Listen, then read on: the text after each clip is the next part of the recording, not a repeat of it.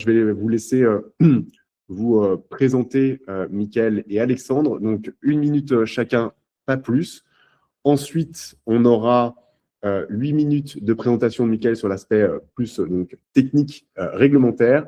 Et ensuite, 5 minutes laissées à Alexandre sur la partie questions pour aller challenger Mickaël sur l'ensemble des points qui ont pu être vus sans forcément trop s'étendre. Ça va être un exercice assez complexe. Donc, Mickaël, il faudra que tu répondes de façon assez concise et Alexandre, que tu puisses évoquer les questions, les sujets, pas forcément dans leur exhaustivité, mais au moins celles qui reviennent le plus fréquemment. On a aussi le chat qui est présent sur lequel vous pouvez poser des questions. Je suis assisté ou accompagné de Roman de l'équipe de Corée qui me permettra de relier certaines questions que je pourrais poser par la suite et qu'on évoquera sur la dernière quelques minutes afin que on puisse vous donner la parole par la suite.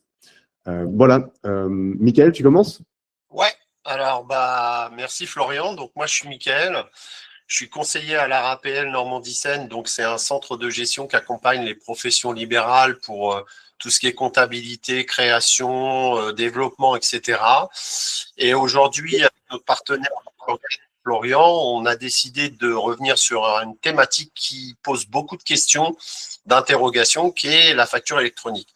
Donc effectivement, Florian a raison, ça va être hyper intéressant que vous essayiez de me piéger, parce qu'il y a sûrement des questions où je ne vais pas pouvoir répondre avec une certitude, mais en tout cas, le but de cette présentation, c'est de vous rassurer.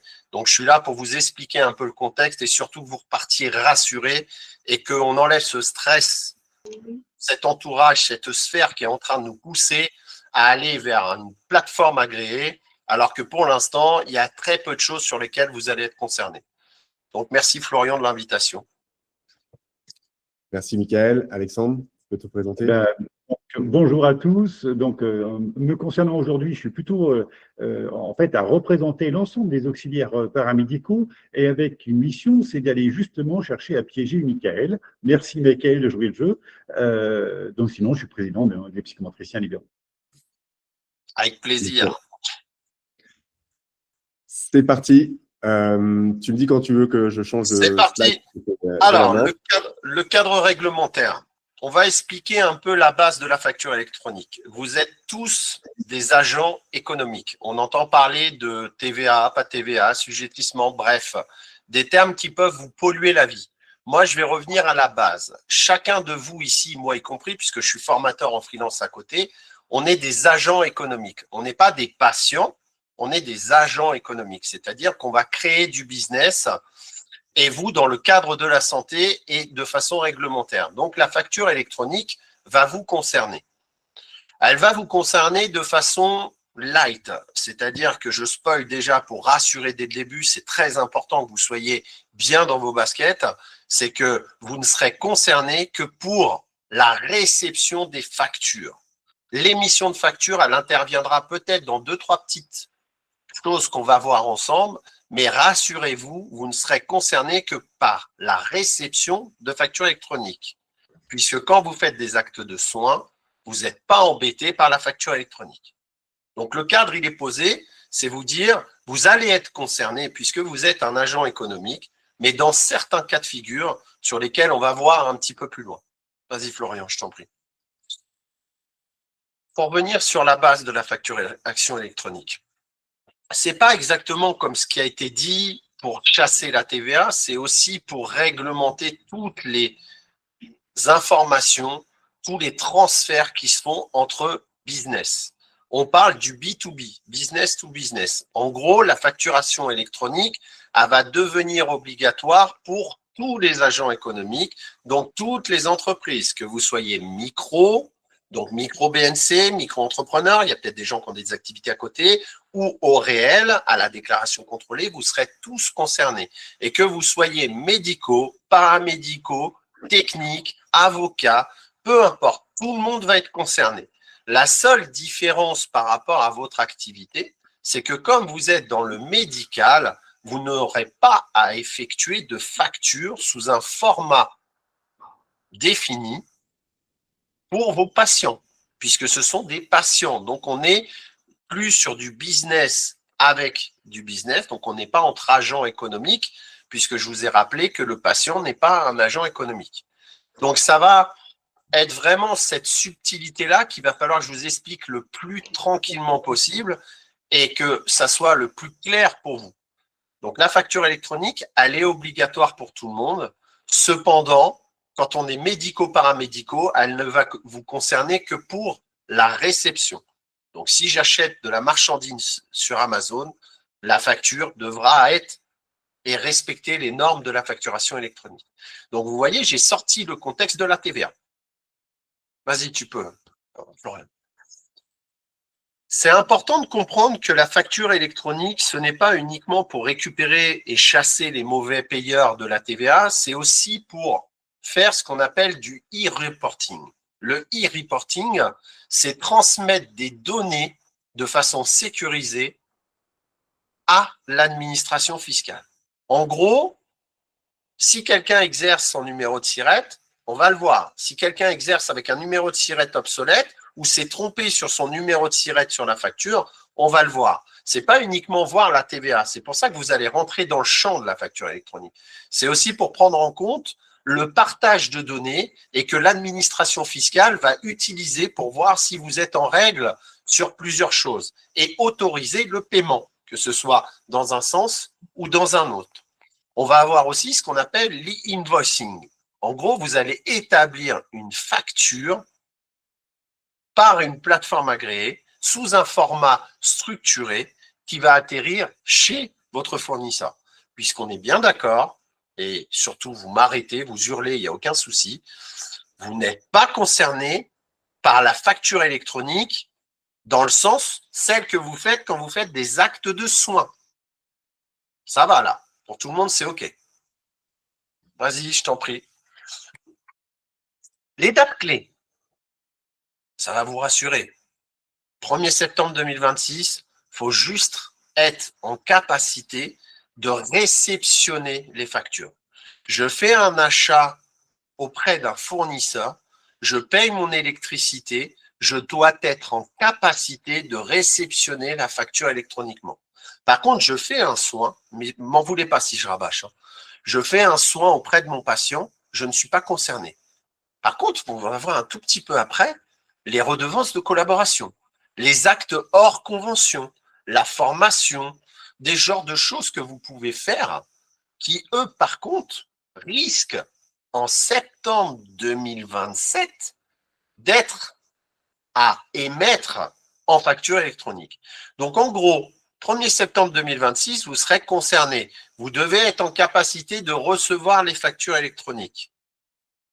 Ça va être normalement mis en place aussi bien par vos logiciels métiers. Il faut voir comment ils vont évoluer, que ce soit vos logiciels métiers comme Soin 2000 ou d'autres logiciels, Vega Epsilog ou Ortho Plus, Ortho 4000, etc. Normalement, vos logiciels devraient s'interroger par rapport à ça. Mais pour la réception, encore une fois, mais c'est une piste. Donc, il n'y a pas d'inquiétude à avoir par rapport à la facture électronique. Vous pouvez dire à tous ces détracteurs, je vais me permettre ce terme-là, d'arrêter de vous pousser à faire une plateforme agréée, à agréer à une plateforme agréée, puisque pour la simple et bonne raison, c'est que pour l'instant, vous n'avez juste que la réception à anticiper. Et je pense que des gros groupes vont prendre les devants. Par contre, en septembre 2027, si vous faites des actes qui sortent du conventionnement ou des redevances de collaboration ou de la vente de matériel, si vous faites des actes qui rentrent dans le cadre de la facture électronique, c'est-à-dire tout sauf vos soins, là, vous serez concerné. Donc, vous avez encore 1 an et demi pour vous mettre à la page. Donc, zen attitude, il y aura de l'eau qui sera passée sous les ponts, donc on sera plutôt tranquille. Votre situation, elle est claire. Activité de soins exonérés, article 261.4.1 du Code général des impôts. Alors, on a trié volontairement pour doc orgal, orthophoniste, psychomotricien, psychologue thérapeutique, ergothérapeute, mais bien évidemment, il y a les médecins, les infirmiers, les kinés, les pédicures podologues, les diététiciens, etc., etc. Par contre, dans ces activités-là, vous êtes dispensé de faire une facture et donc de l'émettre sous le format électronique. Par contre, vous êtes obligé dès septembre 2026 de recevoir vos factures de fournisseurs. Vas-y, Florian. Donc, concrètement, qu'est-ce qui va changer? Vos feuilles de soins, les facturations habituelles, les modes de paiement, les pratiques, vous ne changez rien. Vous ne changez rien. Je pense que même si vous posez la question à votre éditeur de logiciel, leur facture que vous pouvez faire, ce qu'on appelle les notes d'honoraires, puisqu'on ne parle pas de facture quand on fait de la prestation de service, mais des notes d'honoraires, elles sont sous un format protégé. Donc, pas d'inquiétude là-dessus. Ce qui va évoluer pour vous, et ce n'est pas une inquiétude, c'est une adaptation. C'est les factures de vos fournisseurs, vos loyers, vos fournitures, le matériel, les redevances. Alors, on va s'arrêter surtout sur la redevance. Vas-y, Florian. Parce que là, c'est hyper important. Et puis, je pense qu'Alexandre, après, pourra surtout me couper et compléter. Comme ça, je respecte le timing. Les redevances, c'est une participation aux frais du cabinet en échange d'une somme d'argent qui a été définie. Un pourcentage, une enveloppe, peu importe. Ne confondez pas où vous avez décidé, Brigitte et Pascal, excusez-moi, hein, je vous appelle par vos prénoms, ne m'en voulez pas, vous avez décidé toutes les deux de partager un petit peu de frais de téléphone et de Corga, par exemple, parce que vous voulez qu'un secrétariat chez vous. Là, c'est un partage de frais. Quand on parle de redevance de collaboration, c'est la mise à disposition de tout ce qu'il y a au sein du cabinet en l'échange d'une rétrocession d'un pourcentage. Donc, ces prestations-là, elles vont être concernées par la facture électronique. Et que vous ayez 5 000 € ou 100 000 €. Mais ça sera en septembre 2027. Donc, on aura déjà un beau recul parce que vous vous doutez bien que les plateformes agréées, ça ne va pas être que de la réception de factures. Il va y avoir aussi l'émission de factures. Donc, ne vous inquiétez pas. C'est juste septembre 2026, on reçoit les factures. Septembre 2026, on les émet et on les reçoit. Vas-y, Florent. Donc, les solutions techniques disponibles, c'est qu'initialement, historiquement, on devait avoir ce qu'on appelle un portail public, une plateforme publique de facturation. En gros, ceux qui ont travaillé un petit peu dans des mairies, c'était Chorus ou dans le public. Mais sauf que ça ne s'est pas fait parce que Chorus, déjà à l'initial, c'est une catastrophe. Donc, du coup, si en plus on rajoute ça, je pense que c'est pas la peine. Donc, ils ont supprimé en fait la plateforme publique de facturation, mais ils ont laissé libre les plateformes agréées. Pourquoi je vous dis ça? C'est pour vous rassurer sur le fait qu'on a l'impression que vous devez, dès après le webinaire, signer une plateforme agréée, mais pas du tout. C'est juste que mettez-vous à la place d'une plateforme agréée. L'administration publique ne peut pas proposer de solution, donc eux vont proposer une solution sous le nom de l'administration publique. Donc, c'est très intéressant commercialement parlant. Donc, soyez pas inquiets sur ça, si je peux clôturer là-dessus, et j'espère que je suis bien au niveau de mon timing, c'est que vous avez des plateformes agréées qui sont en train de se faire. Attendez que, parce qu'on va avoir de tout et n'importe quoi, et encore une fois, vous n'êtes concerné que sur la réception à partir de 2026 des factures. Si vous avez des honoraires hors convention, des pratiques de formation, des prestations qui sortent du conventionnement, en septembre 2027, vous devrez être capable d'établir une facture via une plateforme agréée. Donc, rassurez-vous, les plateformes agréées ne feront pas que de l'émission ou de la réception, ils feront les deux. Mais en tout cas, pas d'urgence. On se laisse aller dans la tranquillité, la zen attitude.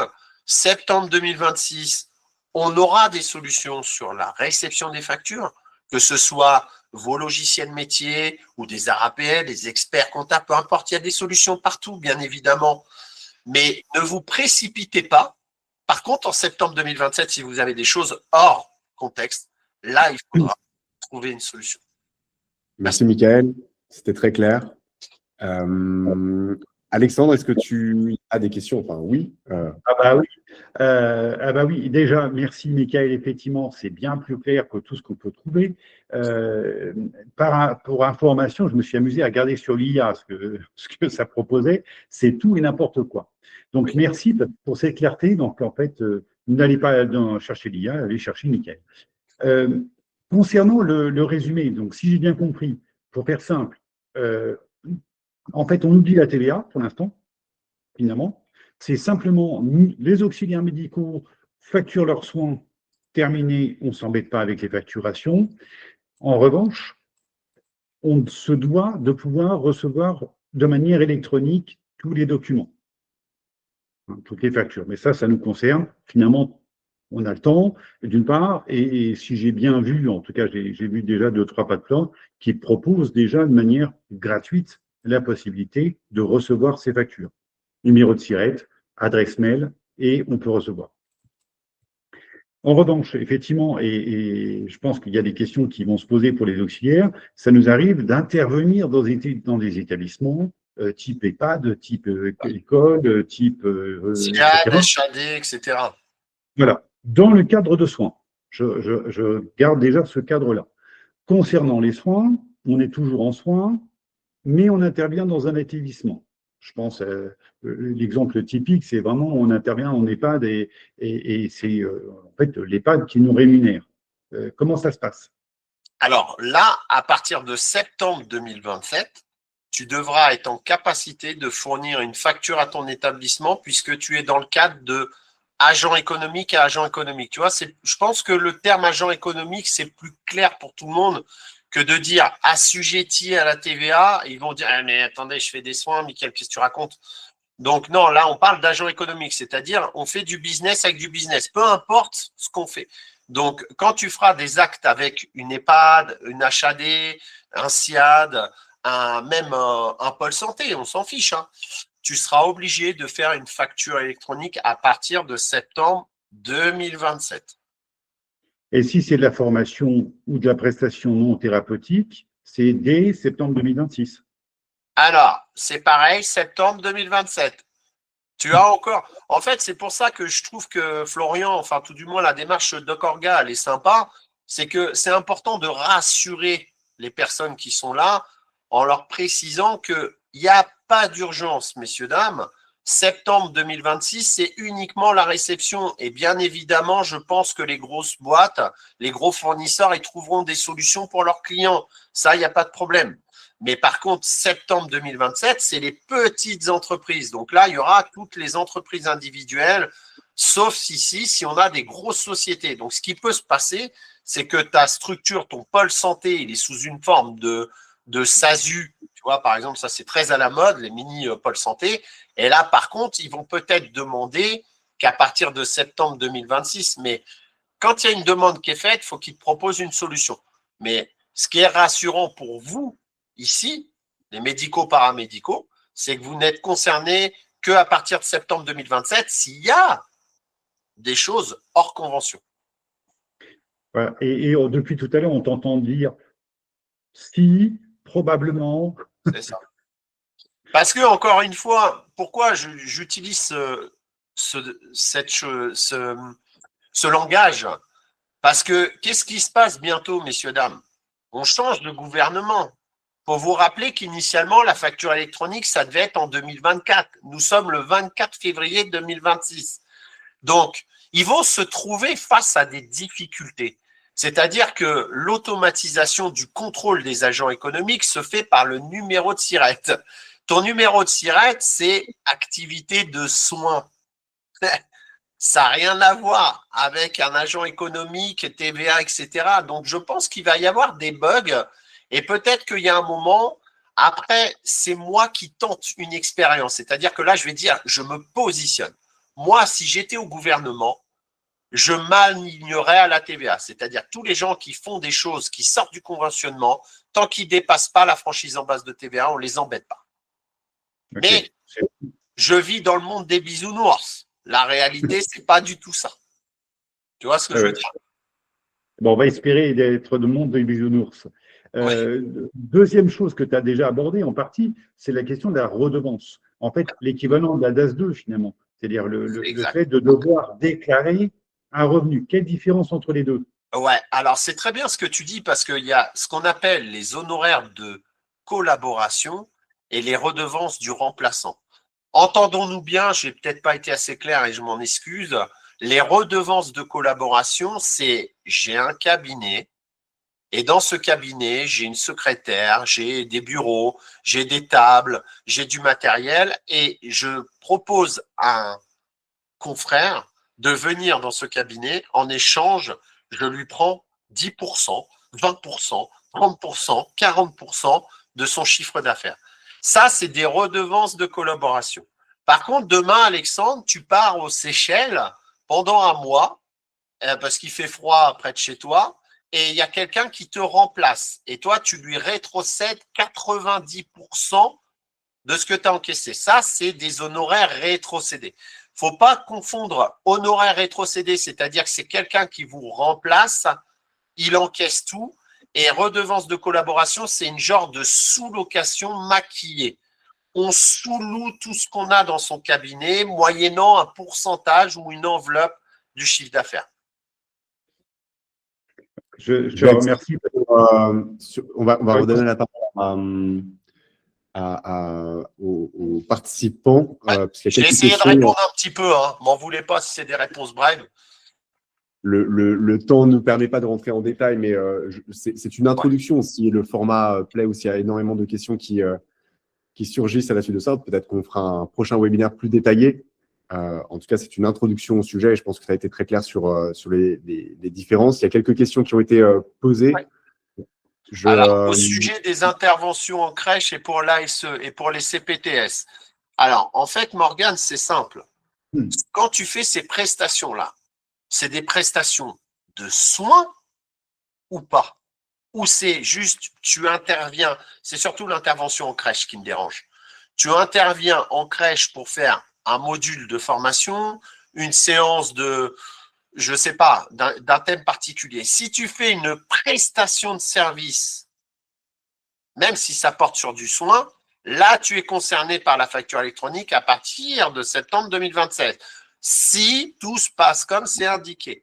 Par contre, si c'est des prestations de soins que tu fais dans une crèche, dans une ASE, que tu fais de l'ASE ou que tu fais du CPTS, c'est des prestations de soins, il n'y a aucun souci. C'est juste quand tu t'adresses à des structures où là, septembre 2027, ça risque de vous impliquer sur l'émission de la facturation.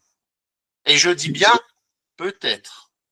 Si je peux me permettre, donc c'est soit je paye le patient et directement c'est le patient qui me paye, dans ce cas-là, en statu quo, soit c'est l'établissement qui a un accord avec le thérapeute, et dans ce cas-là, c'est la facturation à partir normalement de septembre 2027. Exact, tu as tout compris, Alexandre. Merci d'appuyer ce que je viens d'expliquer. En tant qu'association. Alors, question de Mélanie, donc pas d'obligation de souscrire à une plateforme agréée pour réceptionner des factures? Ouais, j'avais répondu, j'avais dit que du coup, tu n'as pas pour l'instant d'obligation. Il faut attendre de voir comment les fournisseurs, parce que vous, ce qui va concerner, c'est vraiment les fournisseurs. EDF, loyer, téléphone, etc. Donc, attendons de voir comment ça va se passer. Donc, ne vous précipitez pas puisque vous n'êtes pas concerné par l'émission. Vous êtes concerné uniquement par la réception. C'est pour ça que toujours, on m'en voulait pas, mais à la RAPL, on est plutôt très prudent sur ça.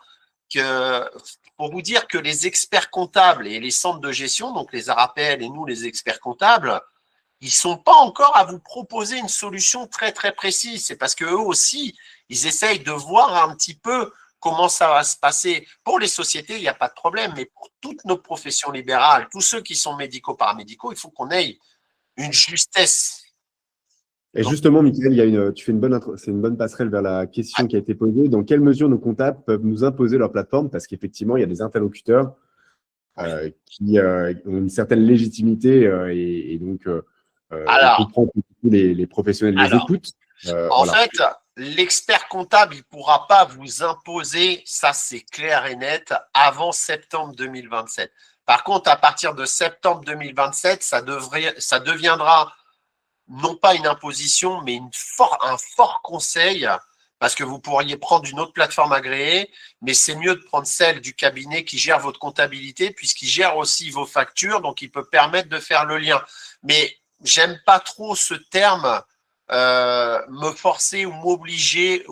Pour moi, on ne peut pas t'imposer la plateforme agréée, mais cependant, je vous conseille fortement de vous rapprocher du cabinet parce que s'il gère votre compta, autant profiter de ses qualités pour aller jusqu'au bout. Si vous avez une RAPL, vous venez voir la RAPL, nous on a des solutions. Donc il y aura forcément des solutions chez les cabinets. On va prendre une dernière question, mais là, effectivement, je rebondis sur ce que tu dis, puisqu'il y a des questions concernant la position de Doc Orga sur la réception, l'émission, alors notamment la réception. Nous, déjà, notre spécialité, c'est la gestion de soins. Donc, on ne fait pas de la fiscalité, je l'ai rappelé en début. Et on a un autre sujet, pas pour vous faire peur, mais qui est tout ce qui est le dossier numérique en santé, avec la doctrine du numérique en santé. Donc, en termes de connexion avec des outils d'État, notamment le dossier médical partagé, on a du pain sur la planche et des choses à faire pour vous sur la gestion de soins, qui est notre cœur de métier. On en reparlera plus tard. On a de quoi faire. Nous, on a vu qu'on n'est pas sur la fiscalité. Effectivement, on laisse un peu ce sujet aux acteurs qui font de la fiscalité. Et donc là, effectivement, je rejoins Michael sur la réception. Autant que vous utilisiez un outil qui fait aussi votre bilan, que ce soit l'outil de l'expert comptable ou bien celui sur lequel vous faites le rapprochement avec vos factures. Typiquement, pour Doc Orga, on utilise Conto. Sur Conto, j'ai mon comptable qui accède à tous les débits. Je rattache mes factures et pour eux, ils ont une interface où j'ai à la fois les mouvements bancaires et les factures qui sont associées, puisque j'ai la réception électronique activée là-dessus. Voilà, c'est un choix perso, mais je pense que ça va dans le sens de ce que Michael disait. J'enchaîne et après, on va bientôt clôturer. Il y avait un cas particulier, comme dans beaucoup de cabinets pluridisciplinaires, je partage des factures d'eau, d'électricité, etc. Ça y est, j'ai répondu, Florian. Alors, c'était quoi, du coup, la réponse? Alors, en fait, quand vous partagez des frais, vous n'êtes pas concerné. Mais par contre, celui qui reçoit la facture devra être en capacité de recevoir la facture. Par contre, encore une fois, quand on partage des frais, il n'y a pas de souci. On peut très bien se mettre à 4 et partager son loyer à 4. Ça ne pose pas de problème. Ce qui pose problème, c'est les redevances de collaboration et quand on fait affaire avec un cabinet ou une structure business, un agent économique, là, il y aura de l'impact en septembre 2027. Donc, vous voyez, c'est très cool. C'était à quelle adresse ça va être rattaché? C'est un professionnel en particulier ou un autre Alors, ça va être rattaché soit à l'entreprise individuelle si tu es à ton nom propre, soit au nom de la structure si tu es membre de la structure. Ça dépend en fait du montage fiscal de ta structure. Si tu crées une SASU qui s'appelle SASU Pôle Santé du Nord-Sud, eh ben, c'est au nom du SASU Nord-Sud. Par contre, si tu fais une entreprise individuelle Morgan Guéguen, bah, ça sera au nom de Morgan Guéguen. J'espère que je n'ai pas dérapé ton nom de famille, Morgan. Je m'en excuse sinon. Le format facture électronique, il est disponible sur impôt.gouv. C'est juste que par rapport aux anciennes normes, il y a quelques subtilités en plus, mais qui sont surtout axées sur la TVA. J'essaye de répondre à Max. Ouais, alors, si tes fournisseurs, Carole, ils t'envoient les factures, eh ben, écoute, tu auras juste à t'inscrire et normalement, tu auras ce qu'on appelle la possibilité de consulter tes factures.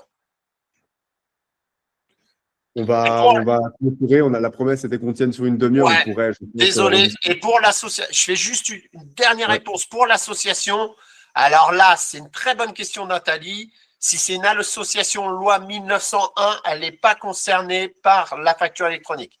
Que si elle est loi 1901, attention, pas une loi 1901 qui génère du bénéfice. Tu ne génères pas de profit. Voilà, c'est tout. Désolé. Et Chorus, ça va continuer d'exister, Morgan. C'est frustrant. Merci Alexandre. Merci pour tous ces éclircissements. Encore une fois, je renvoie vers les contenus qu'on pousse et puis on fera quelques. Michael et Alexandre